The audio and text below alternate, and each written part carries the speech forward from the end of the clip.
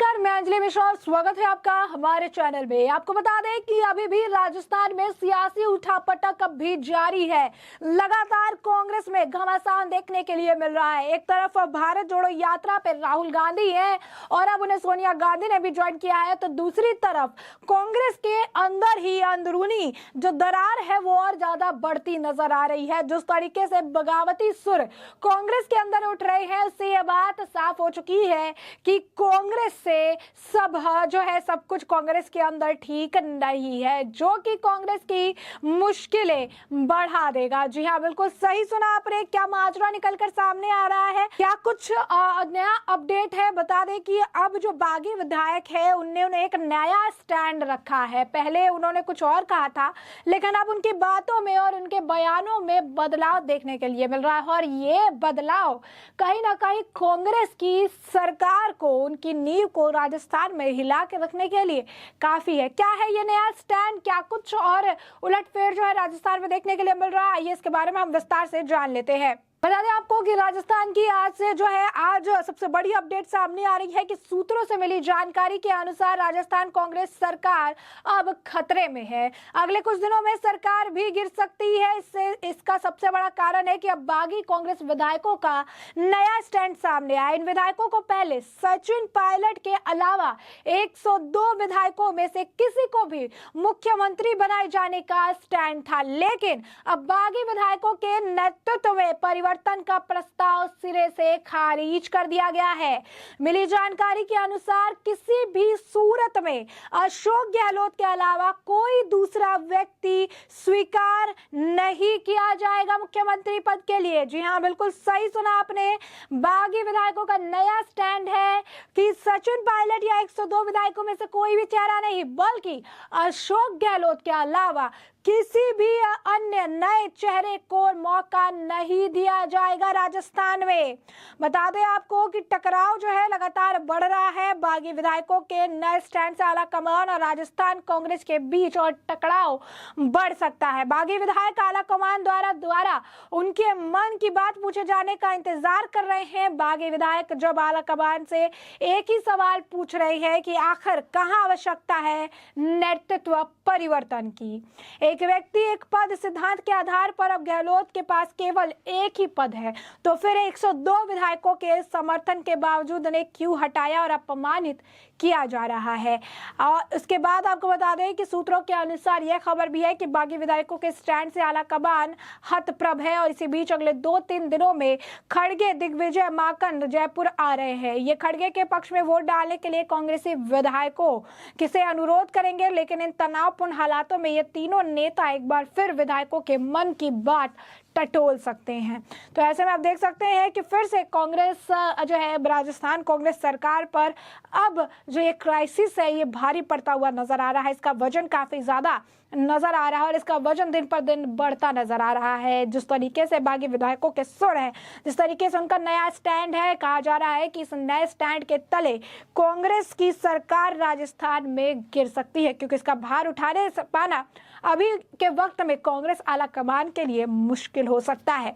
क्योंकि अगर वो अशोक गहलोत को राजस्थान का मुख्यमंत्री बने रहने देते हैं तो ये सवाल खड़े हो जाएंगे कि कांग्रेस आला कमान से ज्यादा पावर अशोक गहलोत के हाथ में है, और अगर अशोक गहलोत को हटा देते हैं तो फिर जो 102 विधायक है वो बागी सुर अपना लेंगे और सरकार राजस्थान में गिर जाएगी।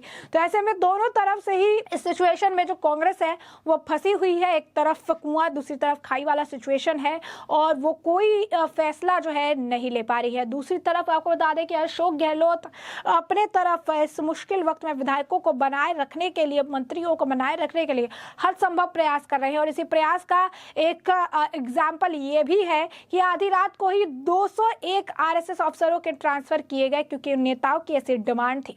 गहलोत सरकार ने प्रदेश में सियासी संकट के बीच बड़ा प्रशासनिक फेरबदल करते हुए 201 राजस्थान प्रशासनिक सेवा आरएएस अफसरों के तबादले कर दिए हैं और दशहरा की रात निकाली गई ट्रांसफर लिस्ट में मंत्री विधायकों की डिजायर के आधार पर बड़े स्तर पर ट्रांसफर हुए हैं। मंत्री विधायकों की लंबे समय से चली आ रही डिमांड को पूरा करने की कोशिश की गई है। तहसीलदार सेवा से प्रमोट होकर आरएएस बने 20 अफसरों को भी पोस्टिंग मिली है। सूत्र सूत्र बताया कि विभागों में मंत्रियों को उनकी पसंद के अफसर दिए गए हैं। कार्मिक विभाग के ज्वाइंट सेक्रेटरी देवेंद्र कुमार ने तबादला सूची भी जारी किया है। रेवेन्यू बोर्ड जो है अजमेर के सदस्य लाला राम गुरगांव को भी उद्योग मंत्री शकुंतला रावत का विशिष्ट सहायक बनाया गया है। सामाजिक न्याय और आधिकारिक मंत्री टीकाराम जूली को पर्सनल सेक्रेटरी के पद पर जो है अनुराग हरित को लगाया गया है। हरित अलवर के मालखेड़ा के उपखंड अधिकारी थे। एपीओ चल रहे आरएसएस राजेंद्र सिंह को भी सामाजिक न्याय आधिकारिक विभाग के एडिशनल डायरेक्टर और ज्वाइंट सेक्रेटरी के पद पर लगाया गया। इस तरीके से कई सारे जो लिस्ट है वो सामने आई है कि किसका किसका कहां कहां तबादला किया गया है,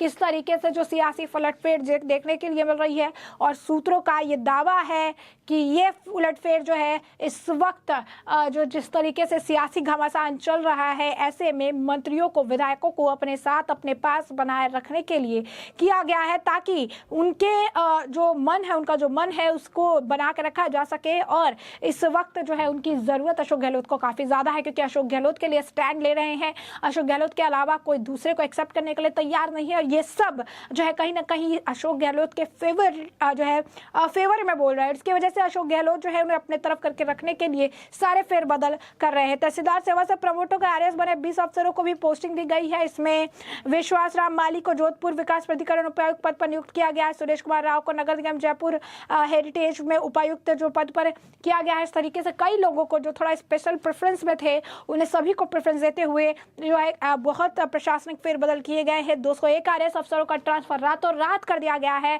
और अपने हिसाब से जो भी मंत्री और विधायकों को पसंद है उनके अनुसार से ये फेरबदल किया गया है। तो ऐसे में आप देख सकते हैं कि राजस्थान का ये कांग्रेस क्राइसिस कितना ज़्यादा बड़ा है, कितना ज़्यादा अहम है कि अब गहलोत अपने हिसाब से सबको एक तरफ करके राजस्थान में मुख्यमंत्री पद पर बने रहने के लिए बड़े पापड़ बेलते नजर आ रहे हैं।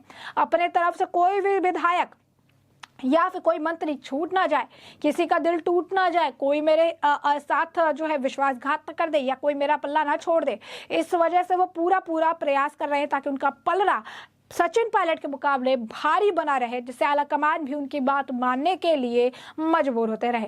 तो अब ऐसे में आपको बता दें कि सियासत जो घमासान है, सियासी घमासान है राजस्थान में, ये तो चली रही है। और इसी बीच जिस तरीके से अब नया स्टैंड बागी विधायकों का आया है, ये कहीं ना कहीं आप कह सकते हैं भविष्य में लिए गए फैसलों पर या भविष्य में जो फैसले जो लिए जाएंगे उन पर काफ़ी ज़्यादा प्रभाव डाल सकता है, क्योंकि वो इंतज़ार कर रहे हैं कि आला कमान उनसे उनके मन की बात पूछे कि आखिर उनके मन में क्या चल रहा है, उन्हें क्या चाहिए। और क्योंकि उनका नया स्टैंड, पहले उनका ये स्टैंड था कि हमें जो है पायलट नहीं चाहिए, पायलट के अलावा 102 जो विधायकों में से किसी को भी आप चुनिए, 102 जो हमेशा आपके साथ खड़े रहे उनमें से किसी को आप चुनिए। लेकिन अब उनका स्टैंड कट एंड क्लियर है और वो ये है कि राजस्थान के मुख्यमंत्री पद के लिए सिर्फ और सिर्फ अशोक गहलोत को ही वो अपना लीडर मानते हैं और सिर्फ अशोक गहलोत को ही वो एक्सेप्ट करेंगे। इसके अलावा किसी भी चेहरे को वो एक्सेप्ट करने के लिए तैयार नहीं है। तो अब ऐसे में ये देखना बड़ा ही दिलचस्प होगा कि किस तरीके से सोनिया गांधी इस पूरे मामले को जो है ठीक करती है या इस फेरबदल में थोड़ा सा आप कह सकते हैं योगदान देती है, या किस तरीके से इस समस्या को सुलझाती है। और साथ ही साथ अब इस पूरे मामले पर क्या कुछ बयान आएगा, इससे भी हम आपको अपडेटेड रखेंगे। फिलहाल के लिए हमने आपको जो पूरा मामला है वो बड़े विस्तार से बताया कि पूरा मामला क्या है। और अब इस पूरे मामले पर आपकी भी जो राय हो हमें कमेंट सेक्शन में कमेंट करके जरूर साझा करें।